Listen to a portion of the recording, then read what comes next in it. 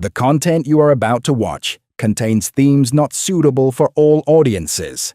Viewer discretion is advised. So we are back again guys sa panibagong episodes ng ating reaction na video. At ngayon ay nagbabalik ulit tayo dito kay Ghost Bomb Step 5. At ito ay pinmagatang batang nakita sa gusali walang tao. Multo ba o totoo? At kung di ka pa nakasubscribe ay mag-subscribe ka na. At nandyan lang po yun sa may baba. So ano pang nitin natin? Simulan na natin. Ang mga videong inyong matutunghayan ay para lamang sa mga taong matatagang loob dahil maaari itong magdulot ng disturbance sa inyong mahimbing na pagtulog.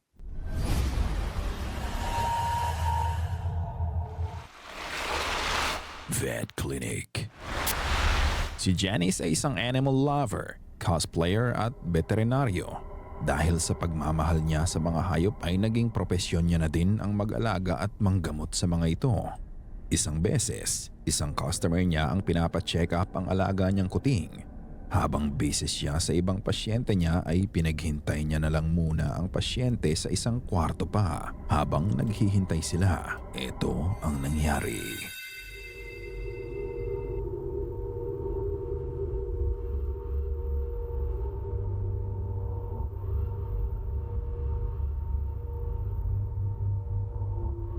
Uy, nagbukas yun.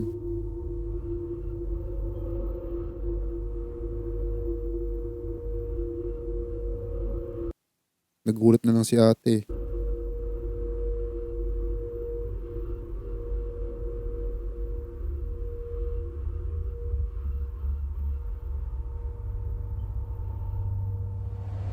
Napangiti na lang si ate. Sana nakita niya eh. Pahimas-himas pa ang owner sa alaga niyang kuting habang nakatingin sa cellphone niya.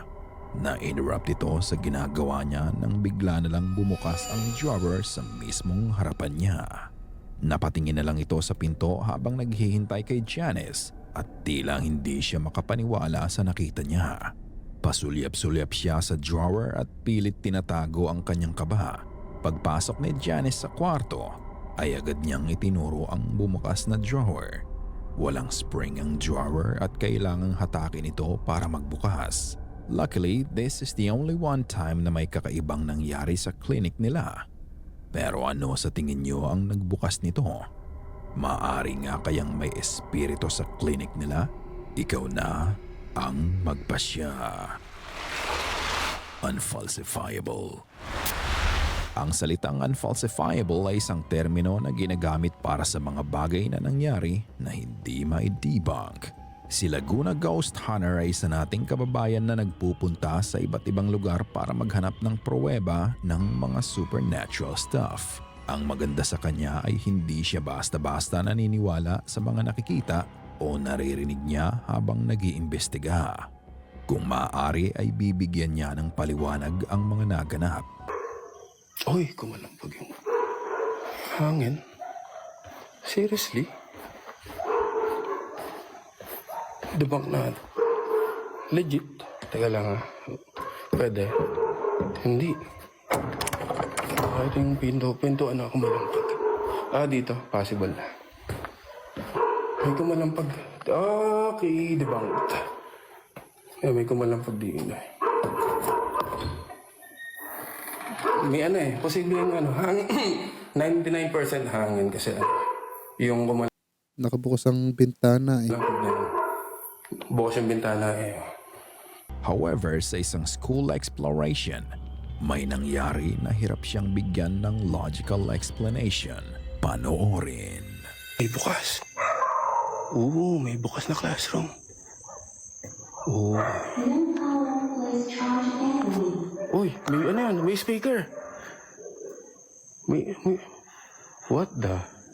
Nagbukas yung speaker sa sa loob ng classroom dito. Naka-open ba Bluetooth ko? Sige.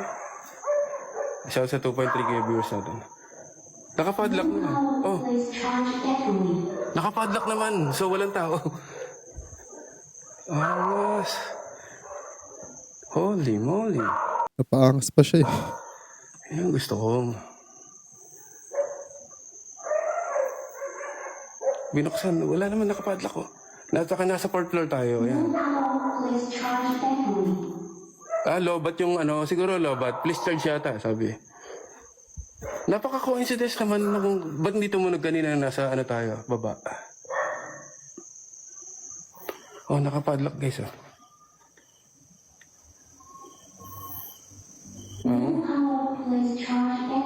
Oo, mas. Nakapadlock. Tsaka yung caretaker nandun sa ano, sa unahan yung caretaker dito. Habang nasa ika-4 na palapag siya ng paaralan, katakatakang bigla na lang bumukas ang Bluetooth speaker sa loob ng mag-isa sa mga classrooms. Nang hanapin niya ang pinanggalingan ng tunog, makikita mong nakapadlock ang pinto ng classroom na to. Kung familiar ka sa Bluetooth speaker, tutunog lang ito ng ganon once na i-turn on mo ang speaker mismo. Kailangan mong pihitin o pindutin ang power button nito para magbukas. Sa case niya, nagbukas na lang ito ng kusa kahit walang tao sa loob ng classroom na yon. Imposibleng magkaroon ng tao doon tapos nakapadlock. Lalo na at nakapadlock pa ang pinto nito. Ang sabi nga niya, nahirapan siyang i-debunk ang pagbukas ng speaker sa classroom nung dumaan siya. Kung ganoon, meron kayang multo sa loob ng silid na yon na gusto siyang i-entertain nang makita siya nito kaya binuksan nito ang speaker? Coincidence lang ba ang nangyari sa pag-turn on nito sa pagdaan niya? O maaaring may ibang paliwanag pa sa nangyari? Close for renovation. Ang videong ito ay nanggaling sa account ni Luis at nangyari ito habang nasa trabaho siya. Siya ay isang construction worker at nabigyan ng company nila ng malaking kontrata para ayusin ang residential building na to. Habang inaayos nila ang mga dapat gawin sa gusali, pansamantalang isinira ang buong building sa mga guest at maging tenants nito. Nang minsan, nauna siya sa site ng mag-isa. Pagpanik niya sa ginagawa nilang palapag, ito ang nakita niya. Ya me dio miedo estar aquí.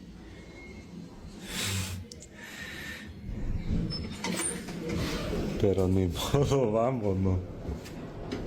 May bata. Ay, no. Ay, no.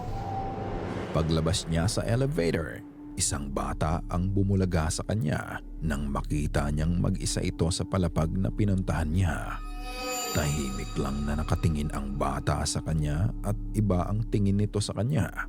Ang pinagtataka niya, nang i-check niya kung may ibang tao na sa gusali, wala naman daw, sabi ng mga kasamahan niya.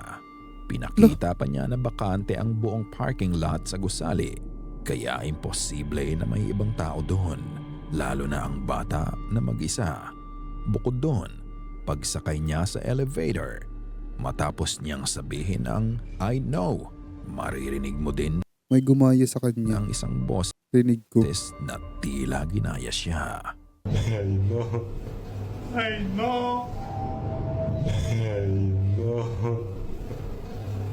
Ay, no. Matinig ang boses nito at tila minamak siya ng boses sa panggagaya sa sinabi niya. Nagkataon lang kaya na naligaw ang bata ng oras na yon at napunta sa loob ng gusali nang makita niya to? Maraming nagkomento sa kanya bakit hindi niya tinanong o tinulungan man lang ang bata. Pero ayon sa kanya, nauna ang takot niya dahil alam niyang wala naman talagang dapat na ibang tao sa loob ng gusali noon kung hindi ang mga trabahador lang. Pero ano sa tingin niyo? Bata lang ba to na dapat tinulungan niya o nilalang na nagdi-disguise bilang inosenteng bata? Ikaw na ang magpasya. Kahit naman sino siguro, no? Mauunay takot eh. Ewan ko. Kung kagaya niya, oh. Diba? Nauna yung takot. Imbis na tulungan yung bata.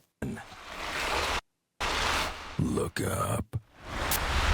Ang short video na mapapanood nyo ay pinost ni Yio sa kanyang account. Siya ay madalas mag-post ng mga random stuff pero mostly dito ay about sa Roblox game niya. Wala siyang pinopost na kahit ano dito tungkol sa paranormal pero isang beses, nakatanggap siya ng message sa kapatid niya. Ang sabi nito, may something daw sa kwarto niya. Noong una ay hindi pa pinaniwalaan ni Yio ang kapatid niya. Ngunit nang magpadala ito ng video, talagang nabahala at kinilabutan siya sa napanood niya. I'm crying, my little brother said there's... Ano yung ibig sabihin ng SMT? Ano yun? In his room, I did believe him and he sent me this. Nakita mo ba yun? What? Tignang mabuti ang itaas ng video. Sa likod ng mataas na pader, Ah, makikita mo ang isang mukha na nakasilip sa kanya. Tahimik itong nakamasid at maya-maya pa, makikita mo ang paglabas ng kamay nito at doon na nakat ang video. Sa height kung saan nakasilip ang figura, either na sobrang tangkad dito kasi ako nakatingin, hindi sa taas. nito o di kaya ay nakalutang ang nilalang na nakita niya. Ang isa pang pwedeng paliwanag dito ay maaari kayang may stalker ang kapatid niya at nakapasok ito sa bahay nila. Matapos nga daw niyang mapanood ang videong pinadala ng kapatid niya, ay agad niyang tinawagan ito at okay naman ang kapatid niya. Nananatili pa ding palaisipan sa kanila kung sino o ano ang navideohan ng kapatid niya. Multo man o tao ito, sadyang nakakabahala ang nangyari. 3 a.m. Hindi natin sigurado kung tao talaga o ano eh. Ang pamilyang ito sa Mexico ay masayang nagkasama-samang muli at naisipan nilang mag-record ng mga TikTok dance videos. Kahit late na at 3:00 na ng madaling araw yon ay patuloy pa din sila sa pagve-video at patuloy pa din sila sa pag-iingay. Ang ginawa nilang video nung gabi na yon ay umabot ng 8 parts nang i-post nila ito sa social media. Ngunit may isang parte sa video ang kakaiba na nakuna nila. Habang nagsasayaw ang batang babae, tignang mabuti ang nasa loob ng kwarto sa kaliwa. Empieza rin na yan.